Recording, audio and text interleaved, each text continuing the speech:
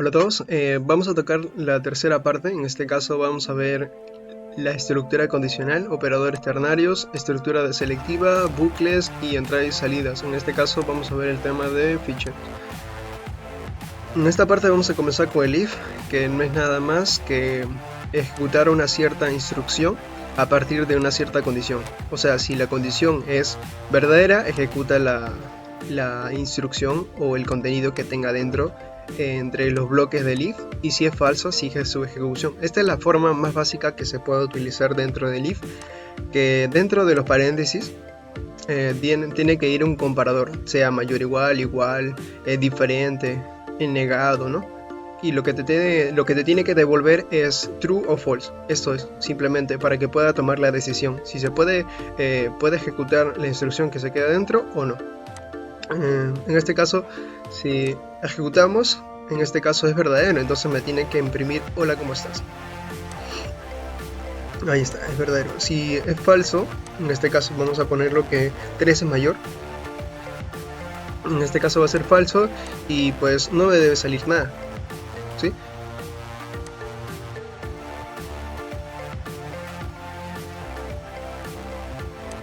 Ahí está, no me salió nada, porque el compilador lo ha ignorado, porque la condición que tiene acá es falso y por lo tanto no ha ejecutado esta instrucción. Esa es la primera forma. Vamos a ver la segunda forma, que sería esta. Es cuando ya tenemos una condición, si queremos que se cumpla, y en caso contrario queremos que se cumpla otra condición, ¿sí? Esto se lee de esta manera, si. Esto se lee de esta manera, si, por ejemplo, primero inicializamos el x, ¿no? Definimos, ¿sí? Declaramos una variable entera x y lo inicializamos a 0. Entonces esto se lee de esta manera, si x es igual a 0, entonces que imprima inicio. En caso contrario, o sea, si x es diferente de 0, entonces que imprima progreso, ¿sí? Esto se lee de esa manera.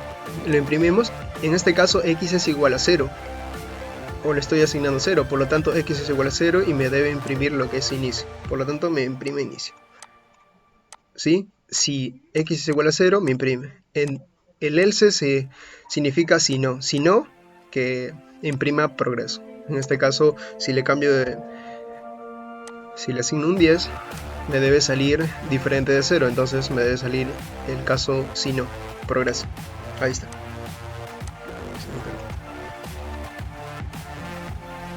Esa sería la segunda forma, tomando ya esta tercera forma sería tomando múltiples decisiones, ¿sí?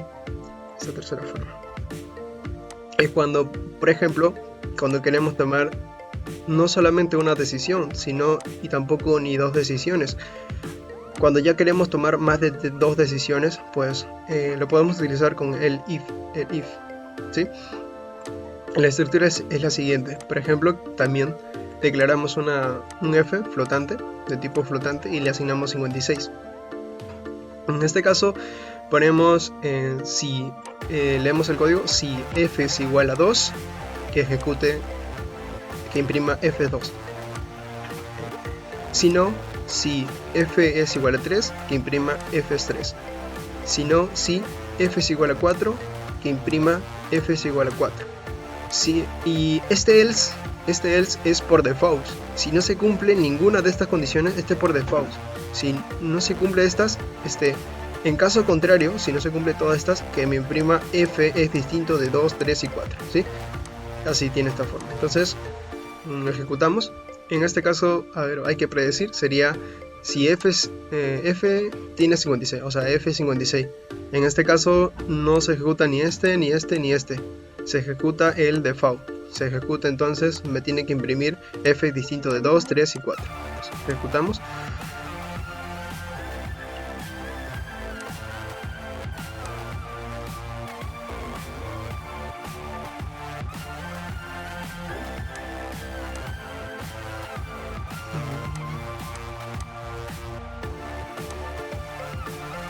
Ahí está. Ahí está. F es distinto de 2, 3 y 4. Ahora como vimos las partes más básicas, la primera, la segunda y la tercera forma, ya estamos aptos para poder hacer una calculadora. Esta sería una calculadora básica que contiene las operaciones matemáticas también básicas. Vamos a ver. En este caso vamos a crear una variable de tipo char que va a almacenar el operador que vamos a pedir al usuario. Este float que va a ser los dos números que también le vamos a pedir al usuario para hacer la cierta operación, ¿sí? En este caso tenemos el cout, que le vamos a decir ingrese el primer número con salto de línea y lo vamos a guardar con sin. Con sin lo que hacemos es guardar lo que ingrese por pantalla, lo guarda en la variable, en este caso lo guarda en n1, ¿sí? Con cout lo que hacemos es también imprimirle, después que haya ingresado, le decimos que ingrese el segundo número.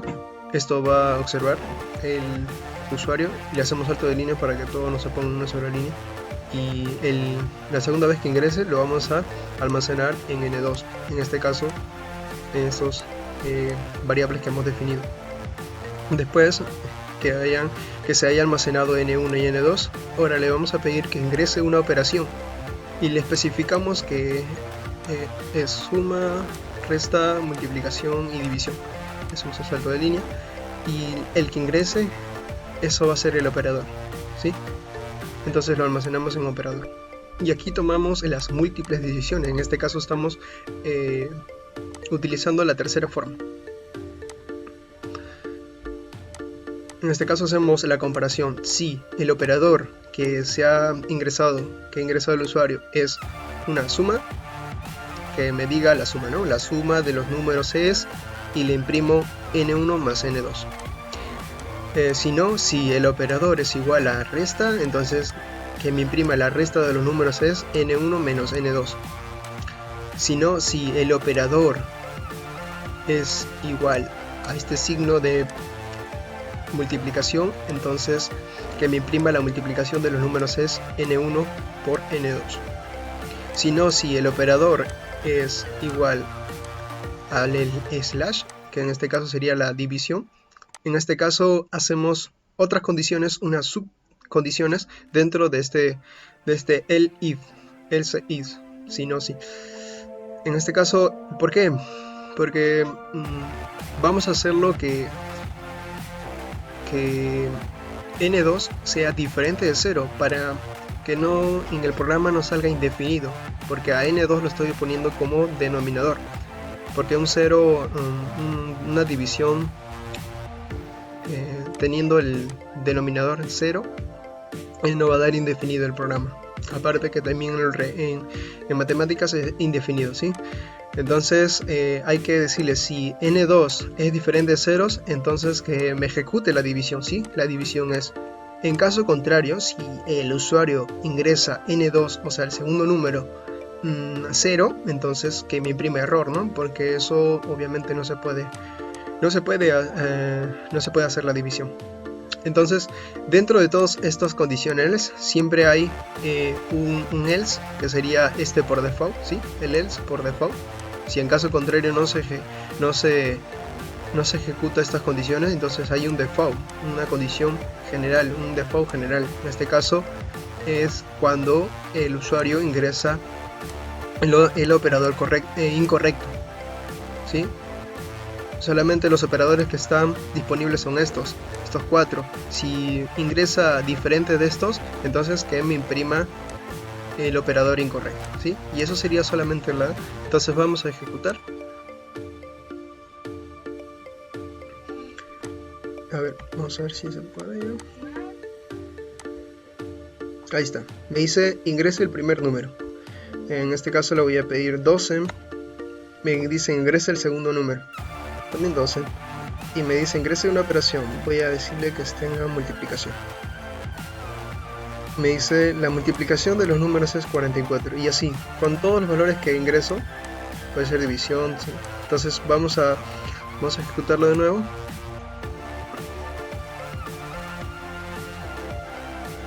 vamos a ingresar un operador incorrecto. En este caso está acá y me dice operador incorrecto, ¿sí? Ahora vamos a hacer 3 dividido 0.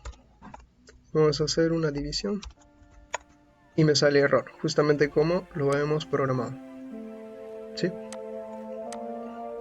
Esto es para prevenir errores, todo eso, ¿sí? Ya, eso sería con el tema de los condicionales. Vamos a pasar a los operadores ternarios. En estos operadores ternarios no son más que unos if-else, ¿sí? Como los if-else de aquí, como los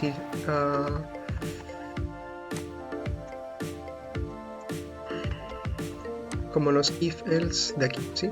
Estos if de la segunda forma, estos básicos, ¿sí? Estas condiciones, sí, entonces son como esto, son como ponerlo en una sola línea. O sea, los if-else que teníamos, como son estos de aquí que se muestran aquí también, aquí podemos ver claramente este es igual que esto, ¿sí? Lo podemos leer. Declaramos la variable, creamos la variable i donde se va a almacenar el valor. En este caso sería así: si se cumple la condición, entonces y vale 10, si no, y vale 5. ¿Ya? Estamos asignando. Este es el símbolo de asignación y este es el valor de igual, ¿sí? El símbolo de igual. Y aquí también creamos una variable z donde vamos a asignar el valor 9 o 0.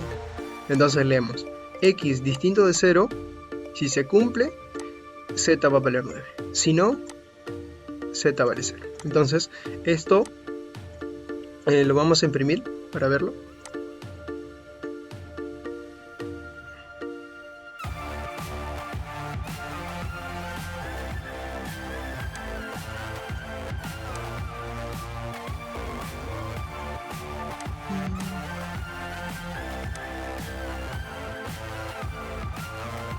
Ya está. Ya está. Aquí tenemos, por ejemplo, x es igual a... en este caso yo estoy imprimiendo x, y y z nada más, ¿sí? En este caso vemos que x es igual a 0, ¿no? En este caso yo no he cambiado a x, entonces se mantiene en 0. Ahora y es 10. Ahora, ¿por qué es 10? Porque la condición se cumple. X es igual a 0, entonces y vale 10. Entonces este 10 se almacena en este y. Ahora, z es igual a 0. ¿Por qué? Porque z es... me dice la condición, z es distinto de 0, x es 0. No, por lo tanto no se cumple esto, se cumple el si no, el 0, entonces se almacena en z, por lo tanto me sale 0. Ahora, vemos que este de aquí es lo mismo que esto de acá, ¿sí? Si x es igual a 0, que se almacene 10 en y, si no, que se almacene 5. Lo mismo pasa con esto es lo mismo que este de aquí. Declaramos la variable z, y decimos si x es igual a 0, en este caso x es distinto de 0, sería distinto, si x es distinto de 0, que z sea igual a 10, si no, z es igual a, acá sería z es igual a 9, si se cumple, y z es igual a 0. Ya está, ahora sí son igual. Y justamente eso es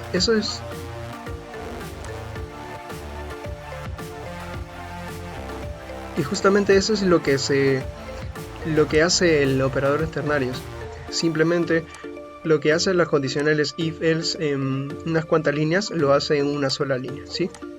Y esto es recomendable cuando vamos a hacer condiciones simples, porque si queremos hacer condiciones múltiples, como que no es recomendable hacerlo porque la lectura es un poco engorrosa, ¿sí? Entonces seguimos con las estructuras selectivas. En este caso vamos a ver con la estructura selectiva switch, la cual nos permite tomar una decisión de múltiples decisiones. Esta es una forma parecida de ver con la tercera forma de la estructura if-else, ¿sí? También viene con su default. Entonces, lo que hace es que el valor que tiene i, en este caso este va a ser un comparador, va a comparar cada caso. Los casos que tiene la sentencia en switch pueden tener n casos, y al final un default, siempre y cuando no se ejecute ninguno de esos casos. Entonces lo que hace es compara si i es igual al primer caso, al segundo caso, al tercer caso, y dependiendo de si es igual o no, va a ejecutar una cierta instrucción. Supongamos que i, o bueno, aquí i es igual a 1, entonces es igual al caso 1. Va a ejecutar, va a imprimir en este caso es el valor 1 por pantalla, y tenemos que ponerle un break,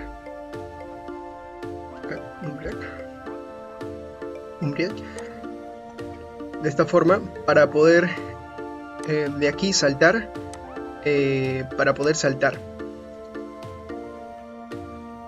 para que no se ejecuten el C2, el C3 ni el default. Entonces, y para que pueda terminar el programa en este caso, mejor dicho. Lo mismo con el C2, si decimos que i es igual a 2, entonces lo que va a imprimir es el valor 2 y tenemos que hacer un salto para que termine la ejecución. Lo mismo si el caso es 3, en este caso vamos a ejecutar este es el valor 3 y debemos poner, y nos imprime, ¿no? Nos imprime es el valor 3 y ponemos y lee el break.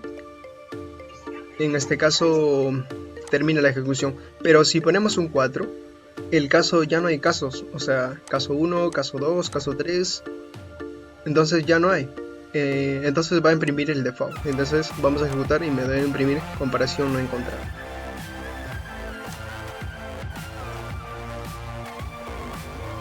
Ahí está, comparación no encontrada. En este caso ha ejecutado el default.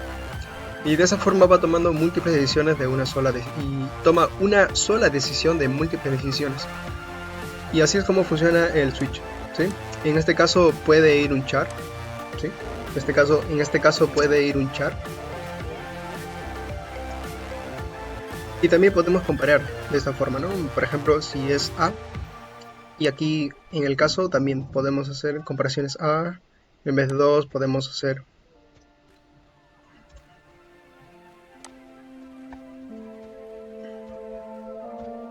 y por default ya imprime, ¿no? En este caso C ya no sería I, sería C.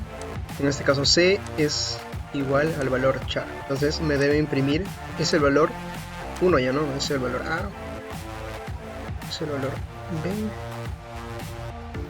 es el valor C. Ejecutamos y nos debe salir eso, el valor A.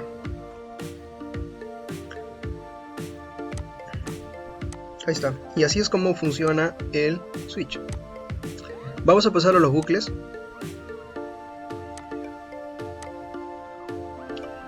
Vamos a ver primero el bucle for. El bucle for son, o los bucles en general, todos estos, el while, el do while, el for, son una forma de poder repetir una cierta instrucción las veces que queramos, ¿sí? Las veces que queramos. Entonces vamos a primero comenzar con el for. En este caso, ¿cómo funciona el for?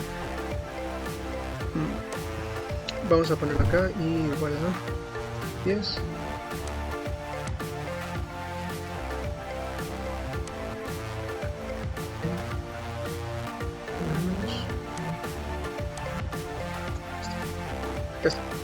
Así, vamos a ver el for de esta manera.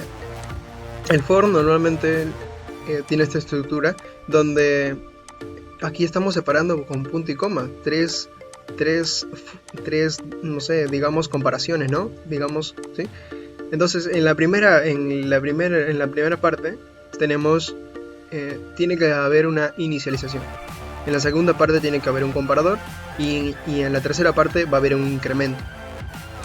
¿Sí? En este caso lo que va a hacer es imprimir consecutivamente esta instrucción repetidamente hasta que se cumpla esta condición. Entonces si tiene que haber un modificador, ¿no? Porque si no habría, entonces esto sería un bucle infinito. Entonces tiene que haber un modificador que sería tanto un contador. En este caso, este i menos, esto es lo mismo que hacer un i igual a i menos 1, ¿sí? Esto es lo mismo que hacer esto, es lo mismo que hacer i menos menos. Entonces, inicializamos en 10, decimos 10 i, o sea, 10 es mayor que 0, sí, entonces imprime 10 con un salto de línea. Y cuando vuelve a ejecutar, va a ir en decremento, sería menos 1, entonces dice 9 es mayor que 0, entonces sí, lo va imprimiendo, y de esa forma va haciendo. Vamos a ejecutarlo para que se vea y se note que es lo que está haciendo. Y a ver, en este caso i me sale, en este caso hay que también definirlo ahí.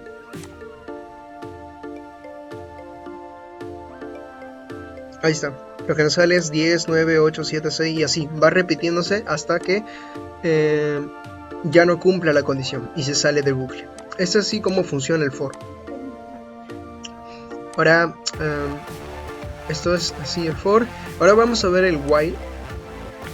El while lo que hace también es repetir una condición. Aquí es una manera más clara de poder ver cómo se repite una condición, porque mira, una instrucción que diga, esta instrucción se va a repetir las veces que la condición se cumple. O sea, si esto es verdadero, se va a ejecutar esto. O mejor dicho, se va a ejecutar esto mientras esta condición se cumple. Si ya no se cumple, entonces va a haber un salto y el compilador va a saltar el while y no lo va a leer. Entonces, y terminaría, ¿no?, la ejecución de este while, si en caso es falso.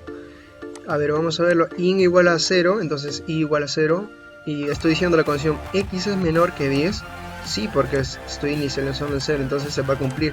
Y lo que estoy haciendo es imprimir. Entonces va a comenzar con 0 y un salto de línea. En este caso, este de acá, este x más es igual que escribir x más 1. Entonces está incrementando, cada vez está incrementando. Entonces va a llegar x va a ir 1, 2 y se va a imprimir 1, 2, 3, 4, 5, 6, 7, 8, 9 y se va a imprimir hasta 9. Y cuando llega a 10, 10 es menor que 10 es estrictamente menor que 10. Eso no, eso es falso. Entonces termina el while, termina de imprimirse. Entonces eso es lo que vamos a ver.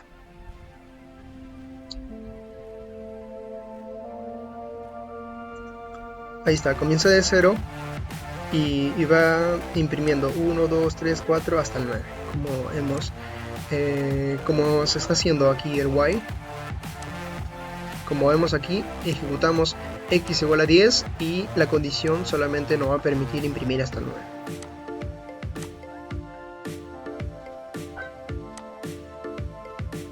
En este caso vamos a ver el do while, que es lo mismo que el while, pero sin la diferencia solamente está en que nosotros vamos a poder ejecutar al menos una vez la instrucción, ¿sí?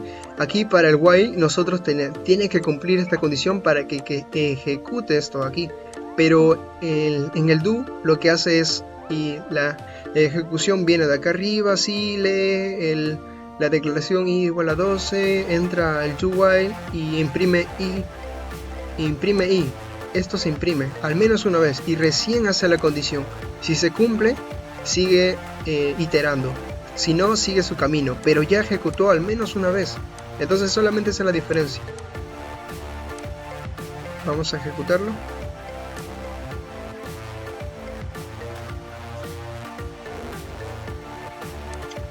Ahí está.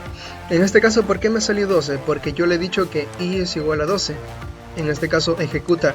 Vemos cómo ejecuta, cómo se imprime cout i es igual a 12, entonces imprime 12 por pantalla e incrementa 1. Entonces ya no sería 12, sería 13, ¿no? Está incrementando en 1. Y hace la comparación. Y es igual a...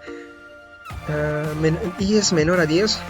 Pues no, entonces se sale. Pero ya imprimió. ¿Ya ves cómo ejecutó al menos una vez?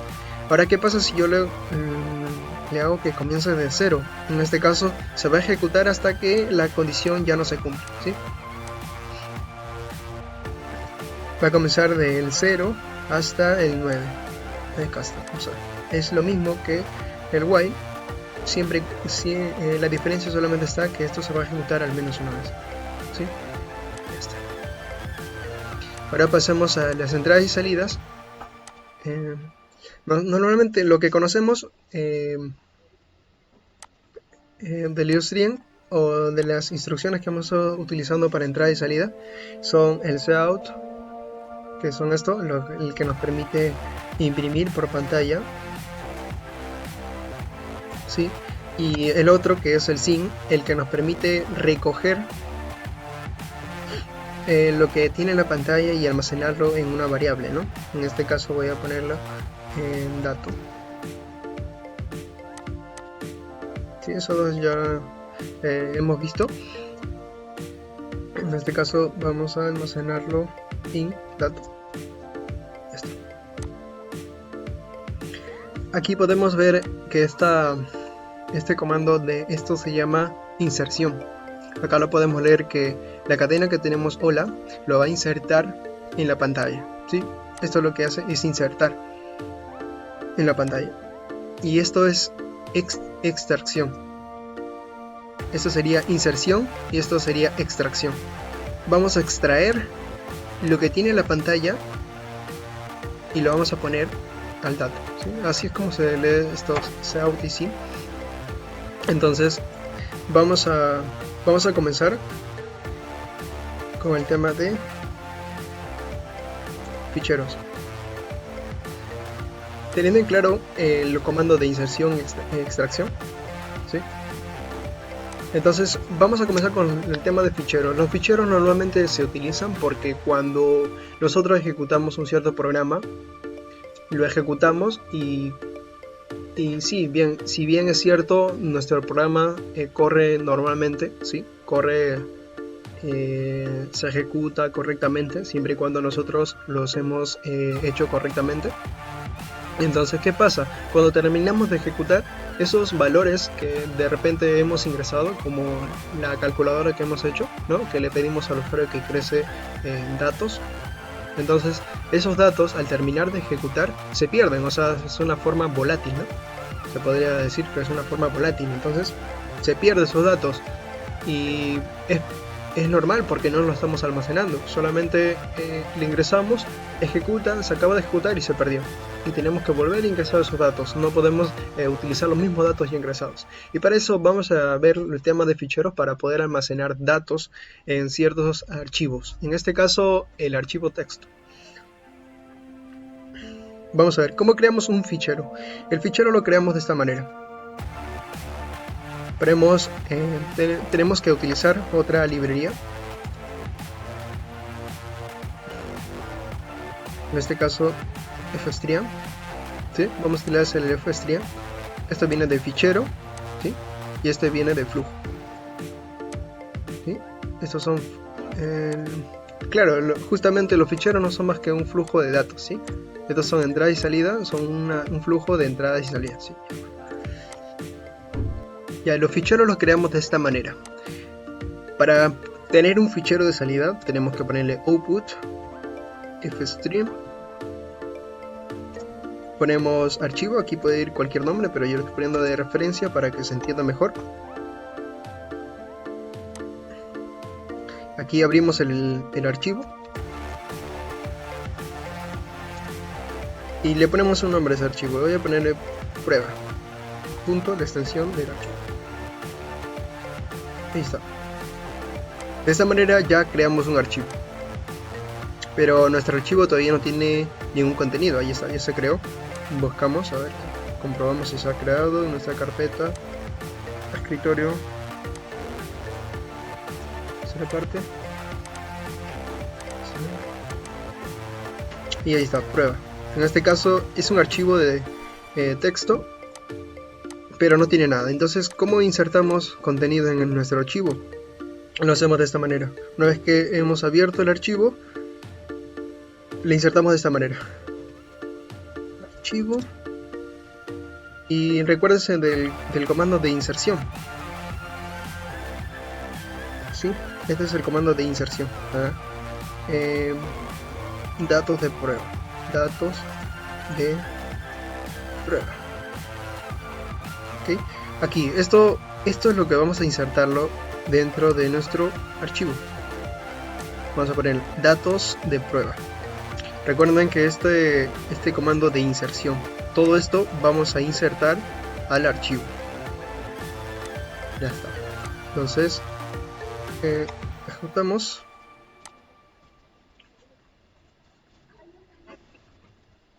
Ya está. Vamos a cerrar. Abrimos. Ahí está, datos de prueba. Ya insertamos un texto. Y así podemos insertar todo lo que queramos, todo lo que queramos. Podemos insertar todas las variables que queramos, o sea, todo el texto, en este caso los datos de nuestro programa. Y lo podemos ejecutar de esta manera. Y seguido sería un archivo close. .close. Y le estamos diciendo que vamos a cerrar en nuestro archivo. Ya está. Y ahí quedaría.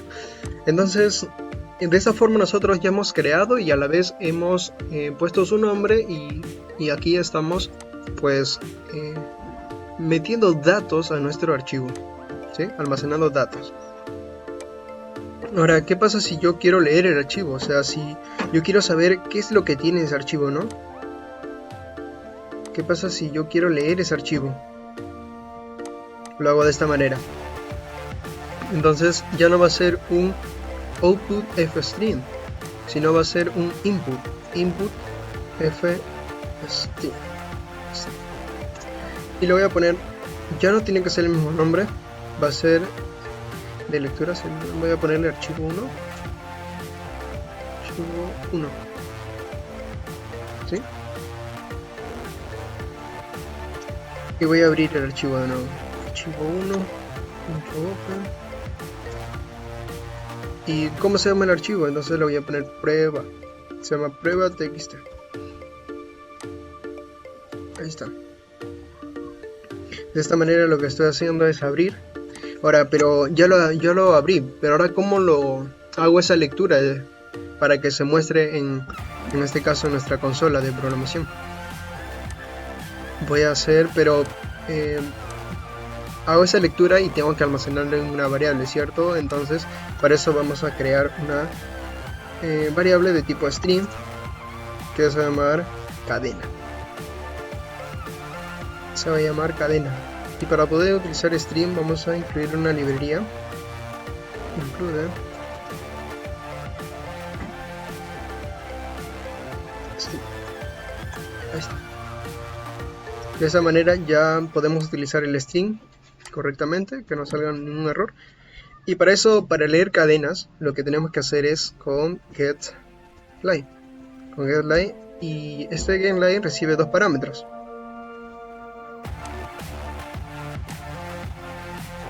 El primer parámetro es el archivo que vamos a leer, ¿sí? En este caso el archivo que vamos a leer sería archivo 1, y el segundo parámetro sería la variable donde voy a almacenar todo lo que ha leído, sería en cadena, de esta forma. Y entonces lo que voy a hacer es imprimir lo que tiene cadena. Ya una vez almacenada en cadena, lo voy a imprimir cadena. Y ya está. Y por último cerramos de nuevo lo que es el archivo. Archivo 1.close. Ya está. De esta forma vamos a ejecutar.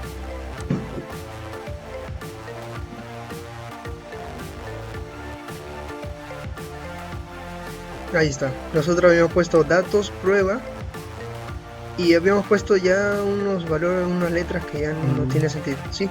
Pero habíamos puesto todo esto. Y así es como hemos leído de un archivo. Y esto es una forma de poder almacenar datos cuando en nuestro programa necesitamos mantener unos ciertos datos y que no se borren. Una forma de hacer memoria, ¿sí? Pero una forma ya de tenerlo en memoria en nuestra computadora. En forma de archivos. Entonces, así es como nosotros hemos creado, hemos almacenado, y así es como nosotros leemos lo que tiene el archivo. Claro, tiene más cosas los archivos, pero esta es una forma básica, una introducción a los archivos, como para poder almacenar unos ciertos datos para nuestro programa, ¿sí? Eso sería todo. Gracias.